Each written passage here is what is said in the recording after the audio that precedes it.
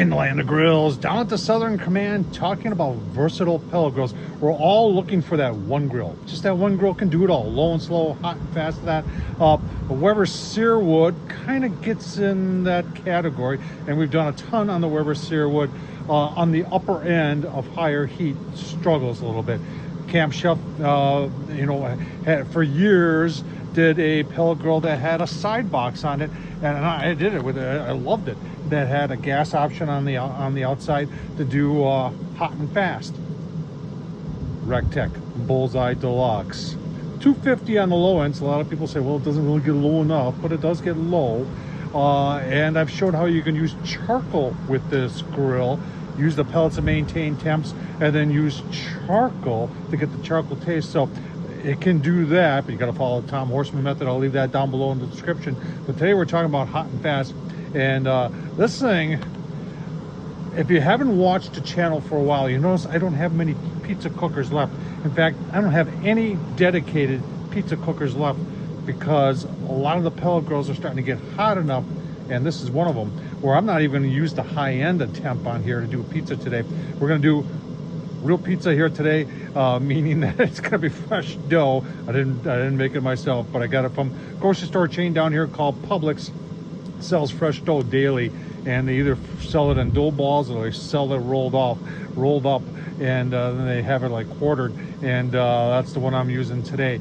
I've got set at 650. You can see we're approaching 350 already on the old Recteq Bullseye Deluxe. We got a stone on there, and that's the key. You got to put a stone on, get that stone good and preheated, and then I'll show you how we're gonna make a pizza on the Recteq Bullseye. If you're getting one of these grills, folks, or thinking about getting one of these grills, and you want to do like low and slow, hot and fast, don't forget about pizza. This thing is an excellent pizza cooker.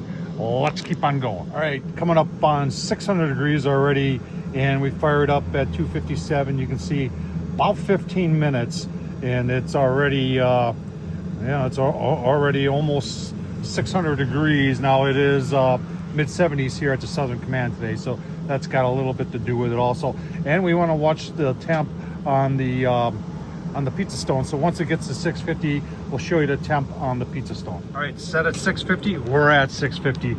This grill's got a PID that holds temps very, very well. Just got up to 650. Let's see where we are on the stone. We'll use the thermal here.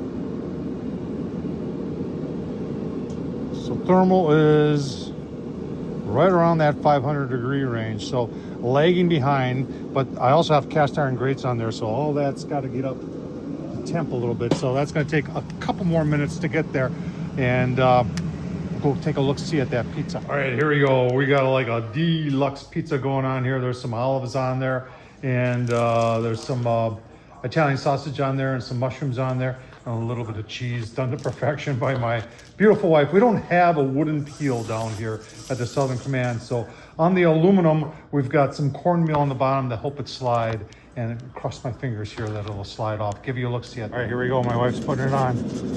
Look at that perfection. There we go. Close her down. Give you a look see. All right, then once the pizza's on, what I do is I set it about 50 degrees higher. I just want to get that flame up higher so I get some wraparound heat on the top of that pizza. Just a couple minutes into it, I'm just going to pop some of these cheese bubbles here. And if anything, we could give it a little turn just to even out cooking a little bit. It cooks pretty evenly, but yeah, just like that. It'll be perfect. All right, this is less than 5 minutes, probably 4.5. As you can see, they're nice and browned up on the top, and if you can see underneath there, yeah, that's perfect right there. Take it in, cut it up, give you. All right, there's the final product. Like I said, that was less than 5 minutes. Nice and crispy crust. Top is nice and cooked. Doing it at 650. I did one last night at 750, a little bit too hot. 650, and then turned it up to 700 when I put it on, so I get more of the wraparound heat. I'll tell you what, it worked very, very well. Good eating on a pellet grill. If you're asking, why did I get rid of all my dedicated pizza cookers? This is why. You can do it just as good on a pellet grill. Thanks for watching, folks. Thumbs up, leave a comment, and as always, thanks for watching.